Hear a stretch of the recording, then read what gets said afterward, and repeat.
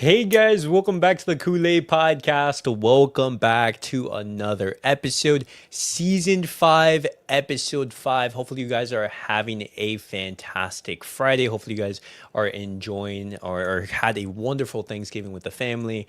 I'm grateful to every single one of you guys who tuned in. Ooh. Oh, what a way to start the stream, guys. I'm sure Elias is on his way back. Probably some Oh, right issues. there. For some reason, I clicked on the button on my mouse like exit out. But continuing on, guys. As I was saying, hopefully you guys had a fantastic Thanksgiving with the family. Before we get started on the episode, make sure to follow me on all of my social media platforms. Everything is going to be posted down below. This episode is also going to be on Apple Podcasts and on Spotify. So if you do prefer to listen to your podcast on those platforms, this will be on that as well. But for tonight's episode, I have a special guest. It's not Omar BYT, it's OmarTalks football. Welcome, Omar. How are you doing? Great to have you back on the channel, brother. I know this past week hasn't been great for us Barcelona fans. Lots of topics, lots of emotions to dive in and to unpack. And so, first, how are you doing, brother? Great to have you on. Um, I wish I was here on a better, I guess, a better mood, but unfortunately, we started our week pretty good, and we were buzzing after our return back to come now. But unfortunately, Champions League, it just had to dampen the mood. But I appreciate you for having me, man, as always. Appreciate you, man. No, absolutely, absolutely. It's wonderful to have you. I know sometimes like whenever you invite me on the channel, and just schedules sometimes don't align and everything. But it's absolutely fantastic, to talk football. But topics for tonight's episode, guys. I want to start, briefly talking about that Chelsea loss because Omar, I didn't really get your thoughts in regards to that Chelsea loss. But how do you feel after that match? Like, what went wrong for Barcelona in that game in Stamford Bridge? What do you think?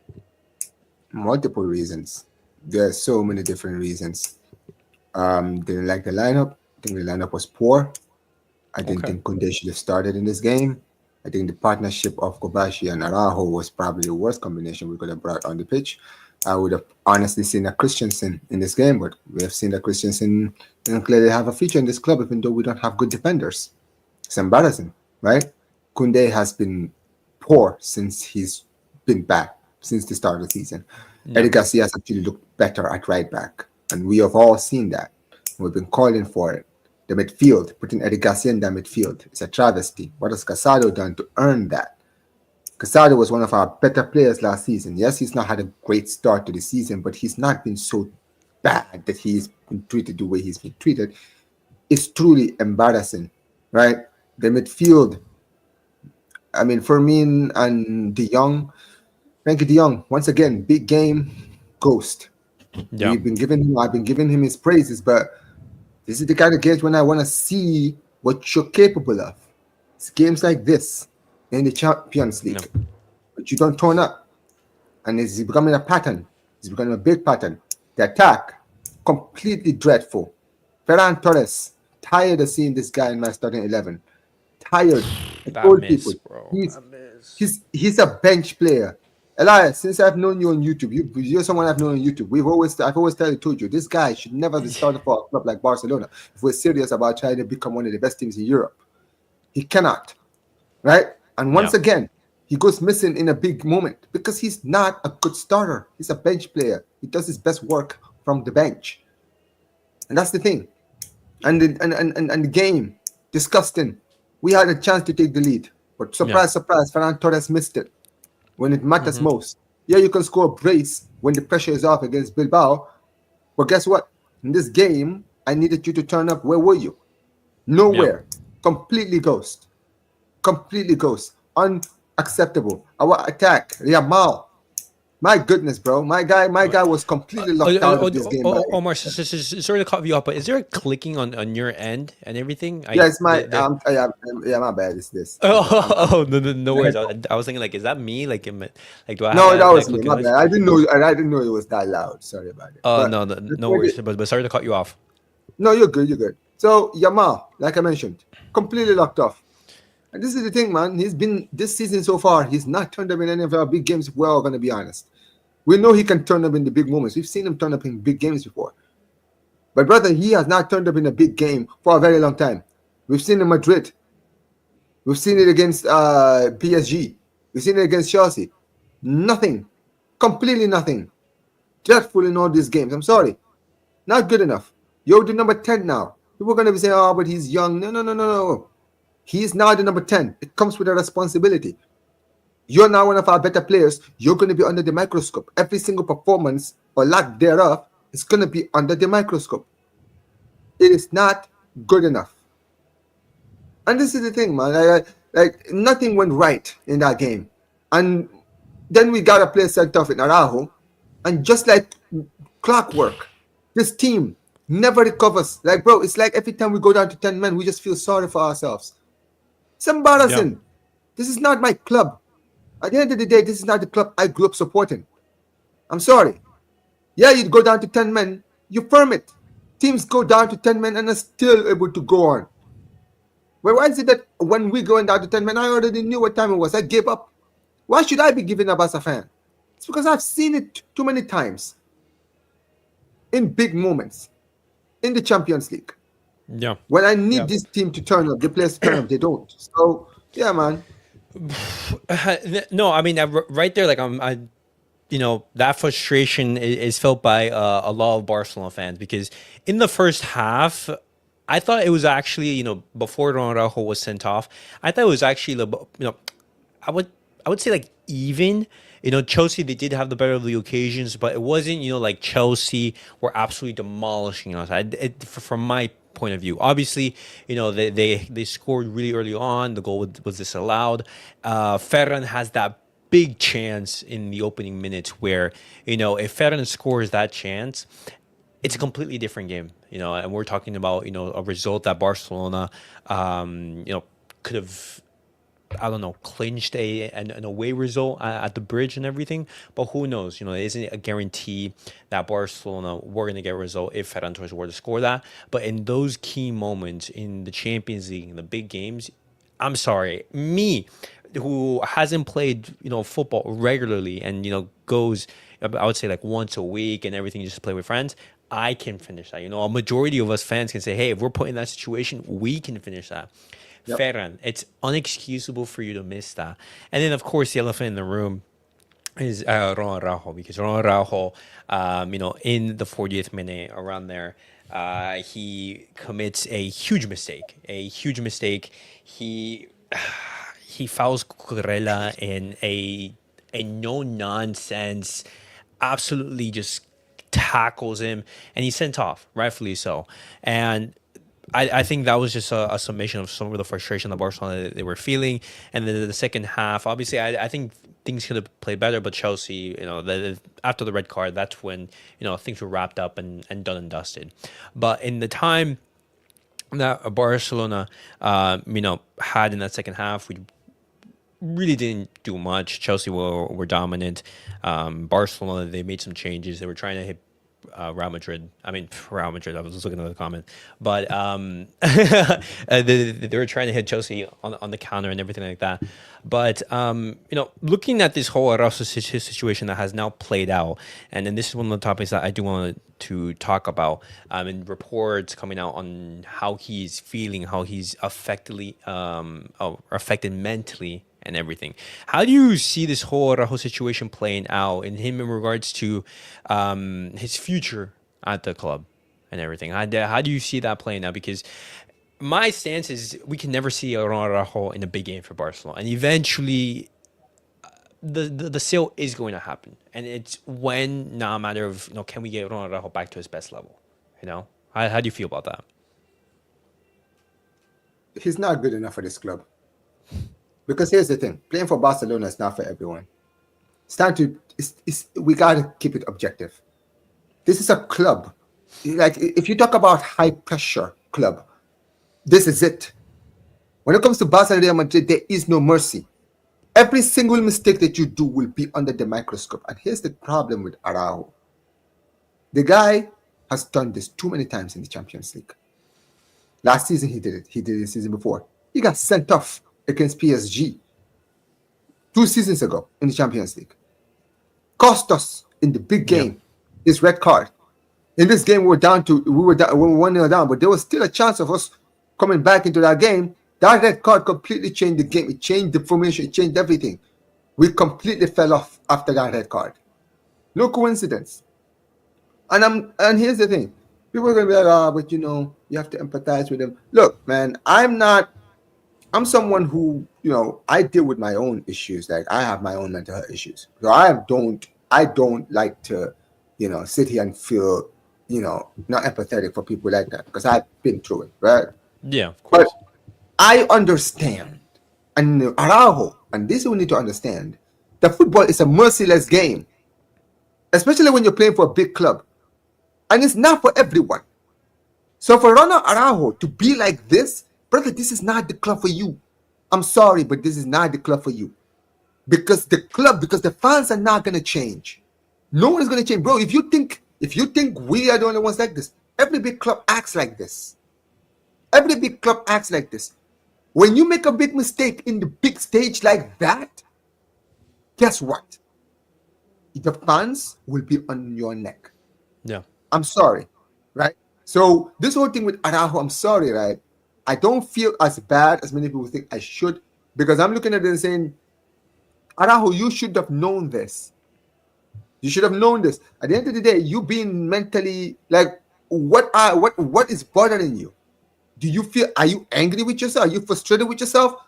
Or are you frustrated with the abuse that you're getting? Because here's the thing. The abuse is going to come one way or another.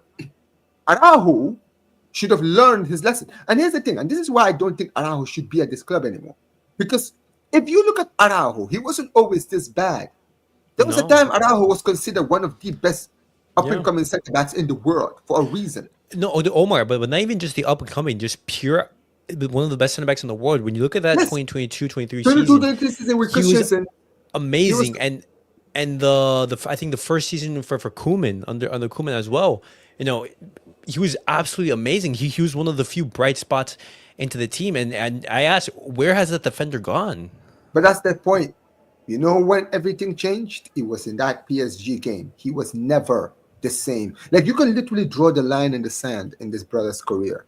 It was in that game against PSG. Because before that game against PSG, there was never complaints about Araujo. We used to look at the rest of our defenders, like Garcia. We used to look at Kobashi when he was young. We look at Christensen. No one ever looked at Araujo. We always knew Araujo was the guy. We were like, bro, Araujo needs a good partner. But when he got sent off in that game against PSG, and then he was getting that abuse from the fans online, because many of them looked at his red card and said that was a stupid red card to give away. Yeah. Completely reckless. He didn't handle the criticism well. You saw the way he reacted to it. He was frustrated because of the way he was being criticized. And that's when I knew, at that moment, I was like, brother, you don't have the mindset to remain at the club like this. And Gundogan, he came out, after that PSG loss, and he says, in that instance of the match, you can't get a red card in that situation. He came out, and he basically criticized. And that's the thing. Araujo, and I was in support of Gundogan's words because, in that type of and we all were. Let's be real. The fans, we all sided with Gundogan. The media and all the people didn't make him the villain, but we understood. And this is the thing. Gundogan, at the time when he was at the club, is what the club needed. I was fuming when we sold him because I didn't care. People are going to say, oh, we sold him at the right time. What Gundogan was in that team, he was a leader. Something we did not have in the team. He was a true leader. He was the kind of guy who'd won so much in his career. He was looking at these kids who were inexperienced in winning, and he was trying to give them that mindset, pass them the knowledge of being a winner. Showing them, yo, this is not acceptable. Like, I remember do you remember when we lost to Real Madrid in that first Clásico? He was talking about the reactions that he saw in the locker room after the game. The players were just sitting there like, or like they went back to their phones and everything, like they weren't upset. Mm-hmm. Exactly. It's like, bro, you just lost to Real Madrid. I expect you guys to be fuming. I don't You can recover 2 days from now. But right now, you should be fuming. You just lost at home to Real Madrid. And that's my point. Because here's the thing. If Gundogan was in the locker room when Xavi, Iniesta, and all those guys were in the team, guess what? That squad would have been fuming after losing a Clásico. Don't be pissed off. Yeah. Because we don't like losing to Real Madrid. Well, and here's the thing in regards to Araujo being affected mentally, and him, Hansi Flick came out in the press conference earlier today, and he says that Ronald Araujo, he's not going to be involved. He didn't take part in the training session, and he's not going to be involved in tomorrow's match due to his stomach virus. Now, first, do you believe that to be the case? Because I don't know. I'm doubtful. I'm struggling. I think it's more of Araujo just not being there mentally, and he's not. Yeah, that's the thing. Because you know what it is. They know that the fans and the media will be fuming. Yes, that's the reason why. And the game's at home in the Camp Nou, and so if Araujo is anywhere near there, they're gonna have an absolute. About it, man. Like, listen, I remember when we lost to Liverpool in the Champions League after that comeback. When we played that first game, I think it was in Levante at home, right? The fans were fuming after we just bottled that 3-0. They were booing the players even when we won the game 2-0. But guess what? The players turned up. Here's the thing, man. I'm sorry, right? I cannot have a player at my club whenever you do something stupid and you're mentally broken, that I'm just supposed to just sit there and wait for you to completely recover, then you come back on my team. This is Barcelona. I want to have a squad of players that are going to win. At the end of the day, like I said, I'm not sitting here not going trying to sound like I'm heartless. I'm not. But this is football. This is a professional. Okay, it's not personal. Let me play devil's advocate, because I've seen a lot of reaction on social media as well saying this stance. Hey, I know criticism is going towards the way of Ronald Araujo, criticism that is warranted, obviously, as well. But this is a guy who stayed with Barcelona for its darkest times, and that is true. When he first emerged, Barcelona, we were in our worst period. Ronald Araujo, he received offers from abroad, offering, triple, quadruple, or no, I'm talking about, the interest from Bayern Munich, but as well, interest from the Premier League. Yeah, all those teams that were offering, maybe 5 times the salary. And Ronald Araujo, he says, no, I want to stay here at Barcelona. I want to be loyal. I want to succeed here. And that's him sort of trying to be faithful and supporting the club through its darkest of times. And the fans right now are turning against him for these performances, and they still have faith in Ronald Araujo. And so, me looking at this situation, obviously, I think criticism is warranted as well. I don't support all those criticism that goes in the way of Ronald Araujo on a personal level, because I just know that's just absolutely crosses the line. It shouldn't be going. Attacking him personally. I think just him as a professional, professional footballer, I think that should be sufficient. But what do you make of that necessarily? Well, where it's people defending him because of his love for the club, and how him not leaving back then. Look, man, this is how I see it. It's not like Araujo. We haven't defended Araujo. I actually one of the people that actually still believed in Araujo after the whole situation with the PSG game. And remember when his agent was moving the way he was moving back in January, right? I defended Araujo. I wanted Araujo in this team. I still am one of the people that believed in Araujo. I'm not one of these people that just sitting here like, all of a sudden like, oh, it doesn't matter. No. But here's the thing, man. At what point should we then say as fans, all right, man, we've given you enough chances now, bro? At what point? At what point? Because here's the thing, man. At the end of the day, this is business.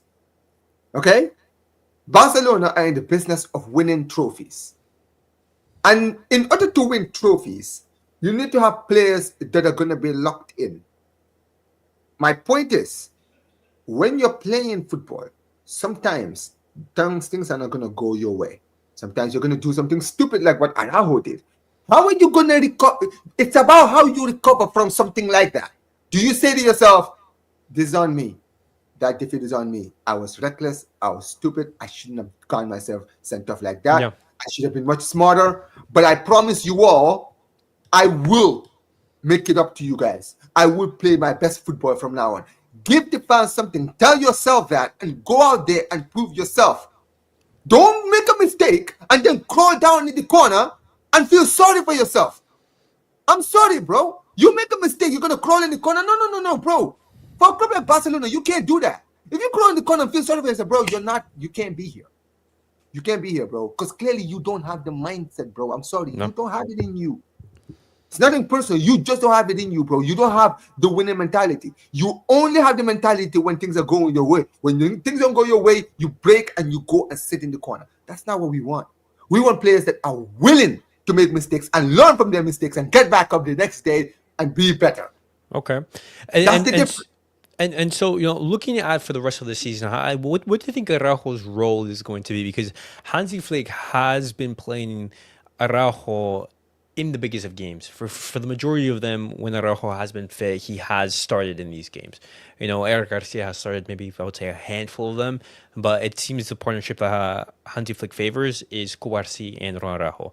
But after that performance against Chelsea, it's going to be very hard for Hansi Flick to be justified in starting Araujo. And I don't want the games in La Liga to mask or mask, performances or results, because at some point you see this coming from Araujo yet again. And so how do you see this whole situation ending like toward for the rest of the season? Do you think like, hey, No, I think Araujo will be back. Because here's the problem, right? As much as we want to come at Araujo the way we are, Araujo is not even our worst defender. Because Kobashi is just as bad. I'm sorry. This kid, really? he's not ready to be at the first team. I don't know why everyone is so obsessed with trying to make this guy a thing.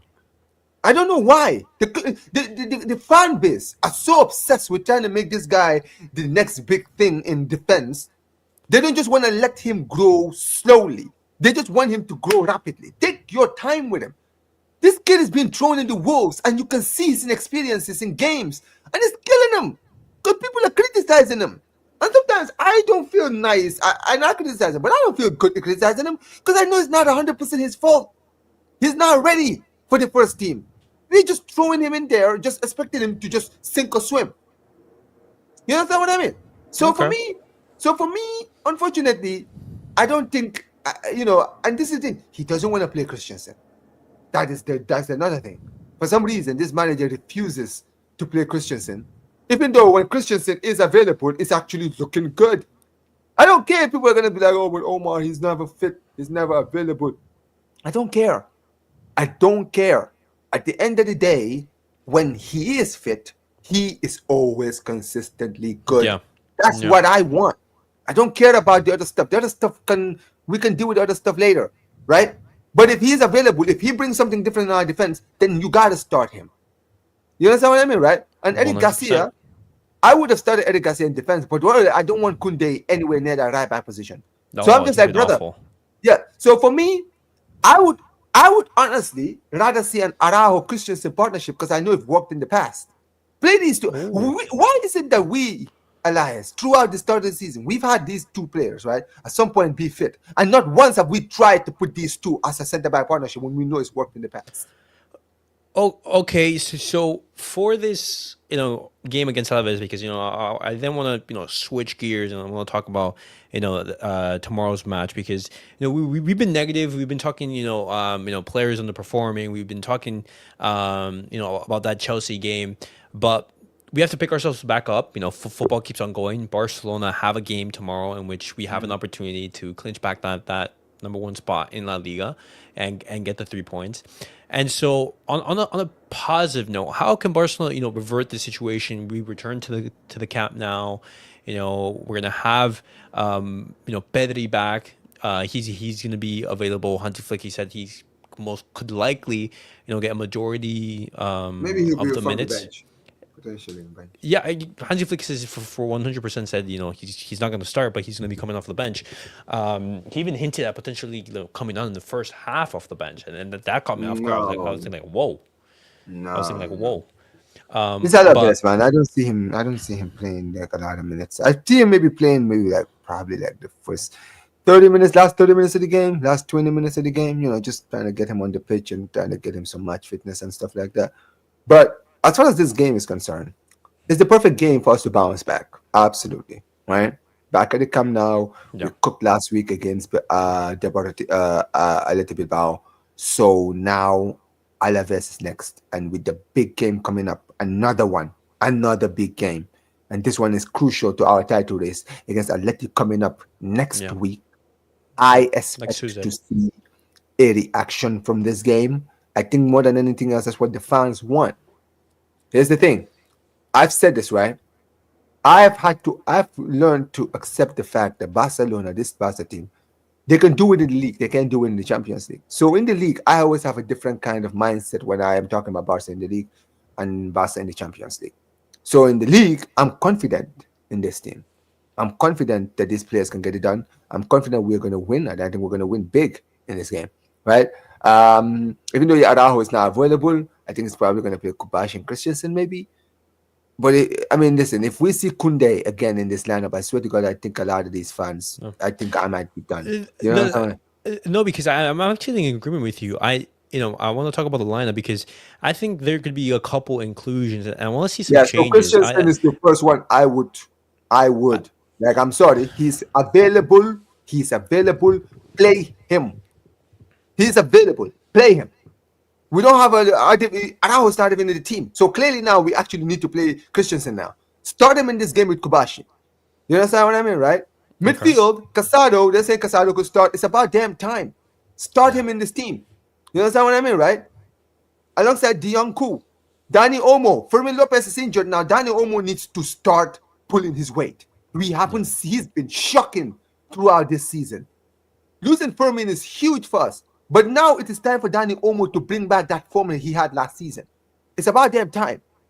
And the attack is probably like, the attack for me is where my most of my confidence is in, because we have players, all our attackers available in this game.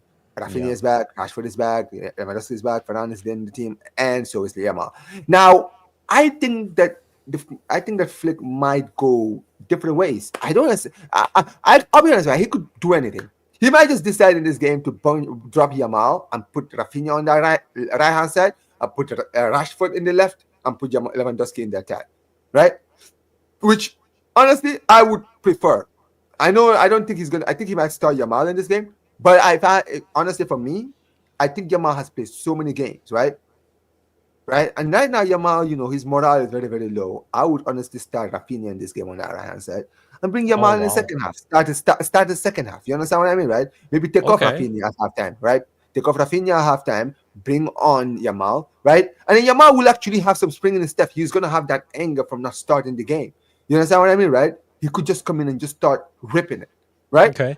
But one Okay. player that I am not trying to see in the starting lineup is Ferran Torres. Keep him away from the starting 11. I'm sure he'll come off the bench and probably score. And everyone's going to be like, Ferran is back. No, he's not. So, yeah. I mean, those performances in La Liga sort of mask where Barcelona could be at, mask the actual level of the team. But I'm in agreement with a lot that you said. I don't want to see Jules Koundé. I think in these past couple of weeks and even months, I don't think he's been there mentally. When Something was is the not last time? right. Yeah, when was the last time you saw intensity from Jules Koundé? When was the last time you saw him sprint? I don't think that he's showing the same intensity that he did last season. And so looking at his performances, I'm playing Eric Garcia in that right back position. Yep. I don't play Jose Koundé. I'm thinking, hey, have some time away and everything. I want to see the partnership of Kouarsi and Christensen. I want to see that center back pairing. Why Christensen hasn't become more involvement in the team, I have no idea. I want to see him more often. In the midfield, I want to see Marc Casado, as you said. Marc Casado, a player who has been at absolute bottom of the pecking order. You've seen center backs ahead of him. You've seen Eric Garcia and Christensen being ahead of him, and I don't know what happened.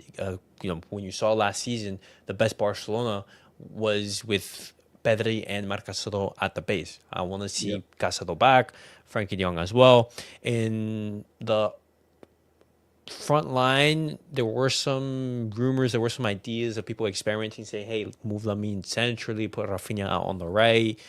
I think with the injury of Fermin Lopez, I want to give confidence to Dani Olmo. He's a player who, at his very best, can be very influential, but he hasn't been that this season. He's been very poor this season. He's been, I would say, very poor, simply. He just hasn't been at it. And so Marcus Rashford, Lewandowski, Lamine Yamal, and Dani Olmo, Raphinha, Marcus Rashford, and Lewandowski. That's my front line. And in the Camp Nou against Alavés, I think that's a team that can get a big result because, as you said, then you move on towards that game midweek against Atletico Madrid, where you're going to be fighting and needing a big result as well. But before we round off and everything, score predictions. How confident are you feeling about Barcelona victory? I am confident that we're gonna get it done. Okay. We're gonna get this big win. I'm going 4-0. I'm saying we're gonna say keep another clean sheet. I trust Jean Garcia to hold the fort in this game. And if Christensen starts, I'm more confident that we'll actually keep a clean sheet with him. I'm going with 3-0. I'm going with 3-0. I'm going for a big Barcelona victory as well. I think in the Camp Nou with the crowd behind you, Barcelona in La Liga, they usually respond in La Liga. Whether they respond against Atletico Madrid, that's up to see, but let's see and everything. But Omar, it was lovely having you on the channel, man. It's an absolute pleasure. You're one of my favorite Barcelona content creators out there. But I wanna hear what's coming up on the channel, because obviously you're growing, you're expanding, and so what can people expect coming on from your channel? Yeah, OmarTalks football. You guys can get the latest Barcelona's news over there. We got watch-alongs, obviously. We're going to have to watch along with the Barca versus Deportivo Alavés game tomorrow on my channel, guys. I'm sure, Elias, you're going to be doing watch-along too, right? Yeah. Yeah, so you'll be, make sure, you guys go and support both of our channels. Obviously, match reactions. We're doing the Barca Talk podcast that I'll be doing. I'm going to be having Elias in one of these shows next week. Don't worry, man. You guys will be seeing him on the channel next week on the Barca Talk. Hopefully, we get a win so that we can actually be a positive. If not, we'll just rip these guys apart. It is what it is. But, it is what it is. And hopefully, Real Madrid can drop points this weekend, and we can actually have an amazing end to our week. You know what I mean?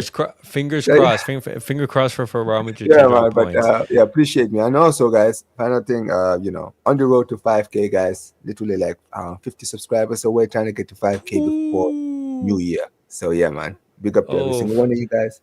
Make sure you guys subscribe to my channel and subscribe to CulePodcast. Absolutely. Well, guys, you heard it right there from Omar. All his links will be posted down below, his YouTube channel and his social media platforms as well. So feel free to check him out. Absolutely amazing Barcelona content creator. As I said before at the start of the video, guys, this will be on Apple Podcasts and on Spotify. So if you prefer to listen on those platforms, feel free. And before we end off the video, guys, make sure to like, subscribe, and comment. And I'll see you guys all in the next video. Peace out, guys.